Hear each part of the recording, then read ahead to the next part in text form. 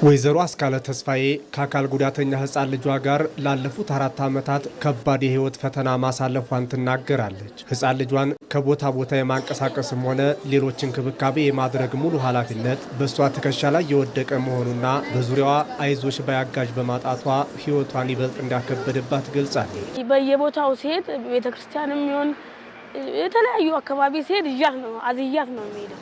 ያው 4 ዓመት አልፏታል። ትምህርት ቤት አልገባችም።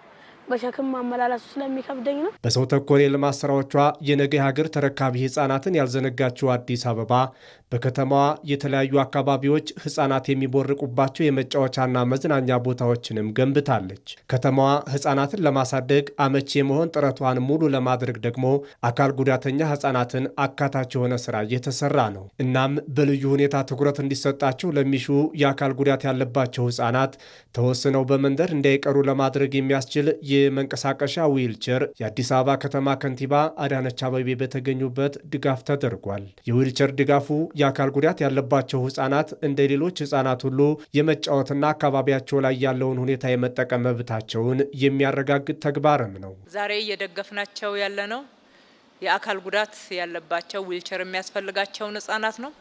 ሌሎች ፍላጎትም ያላቸው አሉ። እንደዚሁ በየደረጃው እየደረስናቸው እንሄዳለን። ተባብረን አብረን ከሰራን ለነኚህ ህፃናት መድረስ ከባድ አይደለም። ከተማ አስተዳደሩ ጀምሮታል። ከተማ አስተዳደሩ ከጀመረው በኋላ በርካታ አጋሮችን ያገኘ ነው።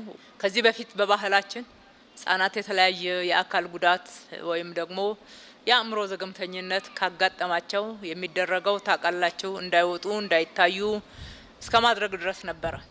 ዛሬ ከዛ ተሻግረን ወላጆችም ያስፈልገናል ይሄ መሟላት አለበት ወደሚል ግንዛቤና እስከ መጠየቅ ድረስ የደረሱበት ሁኔታ ደግሞ ትልቅ ሽግግር ነው።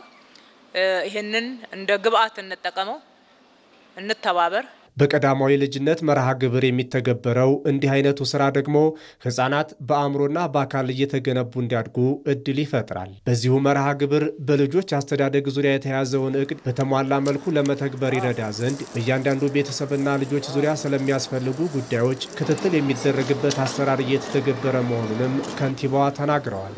ወደ 5000 የሚሆኑ ክትትል የሚያደርጉ ባለሙያዎችን ቀጥረን እያንዳንዱ ህፃናት ጋር ያለውን ፍላጎት በማወቅ ምን አይነት ድጋፍ እንደሚያስፈልጋቸው በትክክል ተይዘው እንደሆነ መረጃ ይደርሳቸው እንደሆነ የጎደለውን ጉዳይ በመለየት እሱን የፕሮግራማችን አካል አድርገን እሱ ላይ አቅደን ስንሰራ ቆይተናል።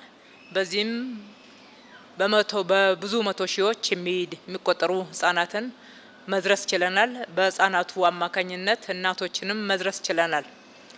ነገር ግን ከተማችን ሰፊ ናት። ብዙ አሁንም ልንደርሳቸው የሚገቡ ህፃናት አሉ። ፕሮግራማችን ቀጣይነት ያለው ነው።